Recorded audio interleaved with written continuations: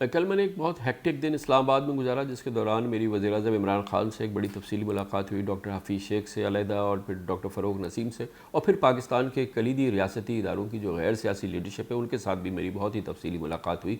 अंदाज़ा यही हो रहा है कि पाकिस्तान की मिलिट्री और सिविल लीडरशिप की इस वक्त मुकम्मल यकसुई है इस बात पर कि पाकिस्तान की मईशत को मजबूत बनाने के जो इक़दामात फ़ौरी तौर पर सामने आ रहे हैं और करने की ज़रूरत है उनको फ़ौरी तौर पर किया जाए। इसमें सबसे पहली बात यह है कि पाकिस्तान के तमाम बिज़नेस कम्युनिटी को नैब की गिरफ्त से आज़ाद करने का ऑर्डिनेंस, अब प्रेसिडेंशियल ऑर्डिनेंस हफ्ता 10 दिन में आ जाएगा।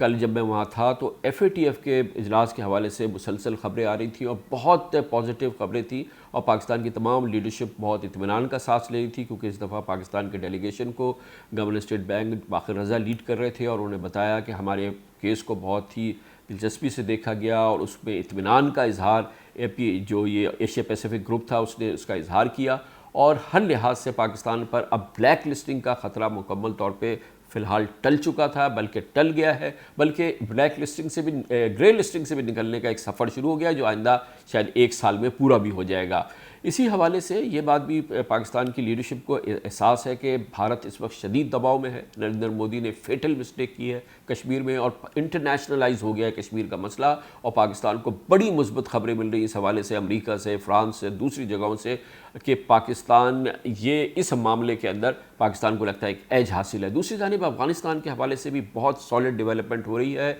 इसी हफ्ते के दौरान अफ़गानिस्तान में तालिबान और अमरीकी हुकूमत के दरमियान जो है एक अमन माहिदा हो जाएगा, और इस मौके पर पाकिस्तान की एक अहम शख्सियत भी वहाँ मौजूद होंगी, और आगे चल के हमें ये लग रहा है कि इसमें बहुत ही पॉजिटिव डेवलपमेंट हो रही है, और पाकिस्तान का जो मरकज़ी रोल है वो उसको ज़बरदस्त तरीके से इस्तेमाल करने जा रहा है। ओवरऑल मुझे लगता है कि सूरत हाल बहुत काबू में है। एहतसाब के हवाले से भी बड़ी अच्छी खबर है, ज़रदारी एहतसाब जो हो रहा है उसमें बहुत मेजर ब्रेक थ्रू हो रही है और बहुत बड़ी खबरें आ रही हैं। हर लिहाज से सिचुएशन मैं ये समझता हूँ हम पाकिस्तानियों के लिए बेहतर सिमत में आगे बढ़ रही है और हर लिहाज से अंडर कंट्रोल है।